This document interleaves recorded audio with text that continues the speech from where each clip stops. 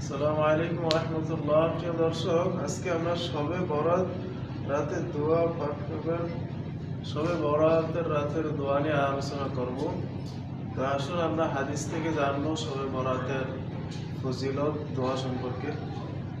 তো একটা হাদিস, সেটা হচ্ছে হযরত আয়েশা রাদিয়াল্লাহু আনহা থেকে বর্ণিত। তিনি বলেন, নবী সাল্লাল্লাহু আলাইহি ওয়াসাল্লাম পবিত্র শবে বরাত রাতে জান্নাতুল বাকি গিয়ে আল্লাহর সান্নিধ্যে সিজদা করে নিম্নলিখিত দোয়াটি পরে কান্নাকাটি করতেন।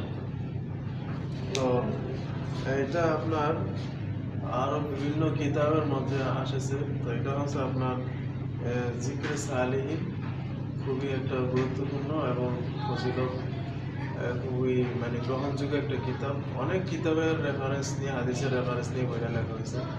আপনারা এটা বাজারও সংগ্রহ করতে পারেন, আশা করি অনেক উপকার আছে।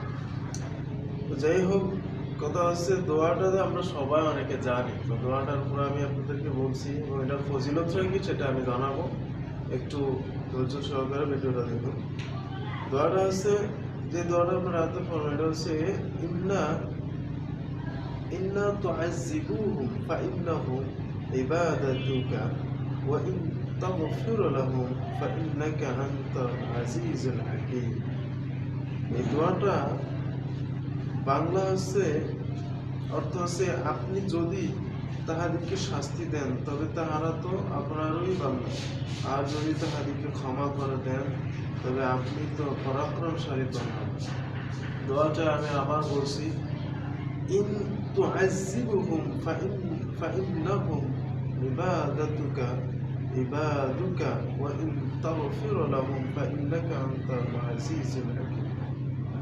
তো এই দোয়াটা ফজিলত কি বলছেন, তোমরা সবে বরাতে রাত্রি বেশি বেশি নফল নামাজ পড়বে, জিকির আজকার সহ কোরআন তেলাওয়াত করবে, কেননা এই রাতে মহান আল্লাহ পাক দুনিয়ার আকাশে প্রথম আসমানে অবস্থান করে বলেন, তোমরা কে আসো যে গুনাহ মাফ চাইবে, আমি ক্ষমা করে দিব। কে আসো রিজিক চাইবে, রিজিক দিব।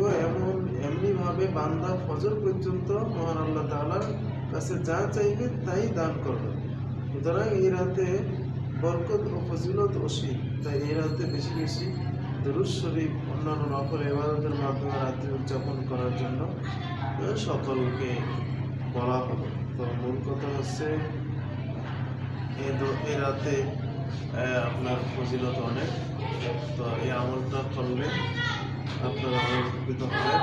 ঠিক আছে, আজকে এতটুকু পর্যন্ত। আসসালামু আলাইকুম ওয়া রাহমাতুল্লাহ।